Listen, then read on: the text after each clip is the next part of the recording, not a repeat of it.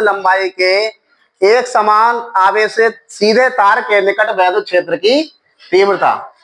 बच्चा में वैद्युत क्षेत्र की तीव्रता फाइंड आउट करनी है। तो इसके लिए हमने एक चित्र बनाते हैं। ये सीधा तार है वर्टिकल, ये इस पर प्लस क्यू आवेश एक समान रूप से क्या कर दिया, डिस्ट्रीब्यूट कर दिया हमने, ठीक है। अब तार कैसा होता है, बेलनाकार होता है, सिलेंड्रिकल, और ये गॉस की प्रमेय का अनुप्रयोग है। गॉस की प्रमेय बंद पृष्ठ में लागू होती है, phi equal to Q upon epsilon naught. तो यहाँ पर हमने इस तार से r दूरी पर एक बिंदु P ले लिया है। ये बिंदु P है खुले आकाश में ऐसे, परंतु हमें P से होते हुए एक बंद गॉस की प्रमेय लागू करनी है। तो इससे होते हुए एक बेलनाकार गॉसियन पृष्ठ की खींचते हैं, कल्पना करते हैं। तो ये बेलन बना लिया। क्योंकि तार बेलनाकार है तो सिमेट्रिक फॉर्म के कारण क्या बनेगा, बेलन ही बनेगा, P से होता हुआ बंद पृष्ठ हो गया ये। अब r दूरी पर एक बिंदु P है जिस पर हमें वैद्युत क्षेत्र की तीव्रता का व्यंजक स्थापित करना है, ठीक है। अब वक्र पृष्ठ इसके सिरे, वैद्युत फ्लक्स इधर दिखा दिया है, क्षेत्रफल की डायरेक्शन बाहर की तरफ होगी, प्लस क्यू आवेश के कारण वैद्युत बल रेखा बाहर निकलती है, तो वैद्युत क्षेत्र की तीव्रता इधर होगी। इनके बीच में 90 डिग्री का एंगल होगा।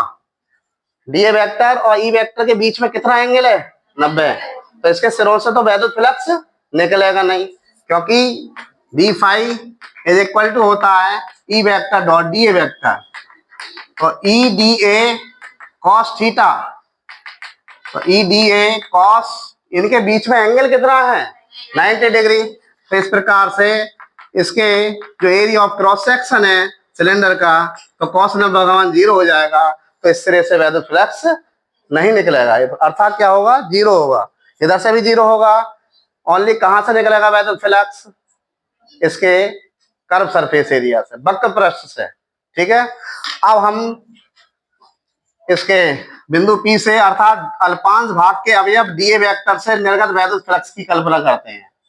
तो ये वैद्युत फ्लक्स की परिभाषा के अनुसार ये होता है डी फाई इक्वल टू क्या होता है, E vector dot D vector. अच्छा 11 में पढ़ा होगा आपने, A vector dot B vector बराबर होता है ए बी कॉस थीटा।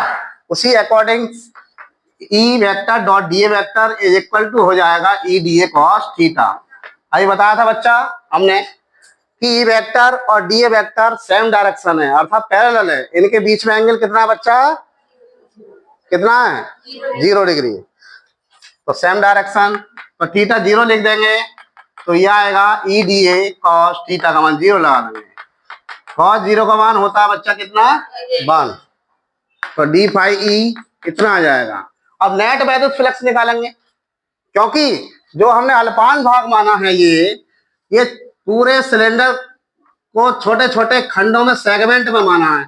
अगर हम इसका समाकलन कर देंगे, इंटीग्रल कर देंगे, तो इसके वक्र पृष्ठ से निकलने वाला नेट वैद्युत फ्लक्स हमें प्राप्त होगा। हम समाकलन कर देंगे इंटीग्रल, कक्षा 11 में पढ़ा होगा, इंटीग्रल dx बराबर क्या होता है बच्चा, x, और डी फाई क्या हो जाएगा यहाँ, फाई। तो इंटीग्रल ये संपूर्ण के लिए, ऑल कंटूर के लिए, ठीक है। ई डी ए, तो phi E that will be equal to E bar आ जाएगा। इसी प्रकार से dx का x, तो dA का क्या हो जाएगा, a हो जाएगा। तो हम डायरेक्ट भी यहां से लिख सकते हैं फाई ई इक्वल टू क्या, ई ए, क्योंकि हम किसका अनुप्रयोग कर रहे हैं, गॉस की प्रमेय का अनुप्रयोग, applications of Gauss theorem. Gauss की प्रमेय जरूर लगेगी इसमें। गॉस की प्रमेय बंद पृष्ठ में लागू होती है, phi E is equal to Q upon epsilon naught. तो गॉस की प्रमेय Q upon epsilon naught. E का फॉर्मूला लगेगा, तो एल लंबाई ले ली हमने, तो बेलन का वक्र पृष्ठ क्या होता है बच्चा, बेलन का वक्र पृष्ठ 2 पाई आर एच, एच के प्लेस पर क्या आ जाएगा, एल आ जाएगा। और ई के प्लेस, ए के प्लेस पर हो जाएगा 2 पाई आर एल, 2 पाई आर एल, क्रॉस मल्टीप्लाई हो जाएगी।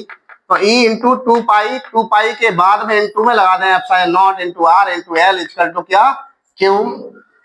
तो E is equal to 1 upon 2 pi epsilon naught Q divided by RL, divided by RL।